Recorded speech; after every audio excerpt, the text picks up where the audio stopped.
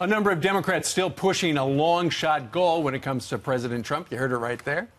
Fox News contributor and former George W. Bush contributor William McGurn, Bill McGurn, speechwriter, joins us. That's not exactly a winning message, right? Impeach the president. That's what they're going with. That and resist. And you wrote an op-ed in the Wall Street Journal. My view is that the resist message, which is very popular with the base, undermines impeachment, for which you need a majority in the House, because it offers people nothing. It's a very polarized campaign. And so the last time the Democrats won, when Rahm Emanuel took back the House in 2006, he picked good candidates, even if they were slightly less liberal than he would have liked in these districts, and that's how they took back the House. There's nothing like that going on today. They have a few military veterans, but there's no message, and they're targeting folks like Dan Lipinski in Chicago, who's had his seat for 7 terms because he's too pro-life and anti-Obamacare. It doesn't seem that this is the way to a majority in a year where they have a lot of advantages. So there's 2 things, Bill. How to get a majority, number 1, and number 2, what to do if you get the majority.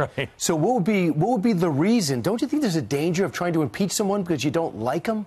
What are they basing the impeachment on? Because you have the majority in the House? Right.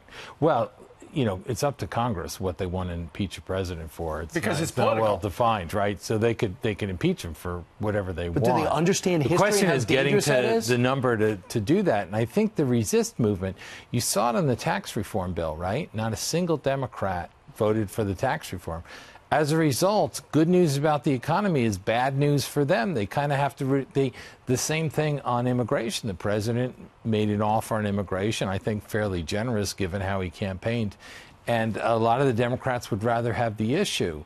They also were willing to close down the government, for the DACA people who are here illegally. So and that blew up. So it takes out, they can't campaign and say, I'm a guy who's going to go to Washington, work with the other side to get things done. Right. They're taking that away from themselves, and I'm just not sure that's the path to a majority. They'll probably pick up some seats because it's midterms, and again, there's a lot of swing seats in suburban districts, where college-educated women will be big players, and that's not a constituency President Trump does well among. Right. What do you make of the fact that apparently the generic congressional poll, which party would you prefer to have in control in Washington, D.C., looked like the Democrats were ahead by 15 about a month ago, right? And now the Republicans are up by 1. Right. Well, it'd be easy to say that's great for the Republicans, but 2 weeks ago, when the Democrats were up, I talked to a Republican. He said the generic doesn't always have that much to do with the specific race, which are specific issues. Local. And one of the things that we're going to have is that people forget in this era of Donald Trump, he's very polarizing, very divisive, right?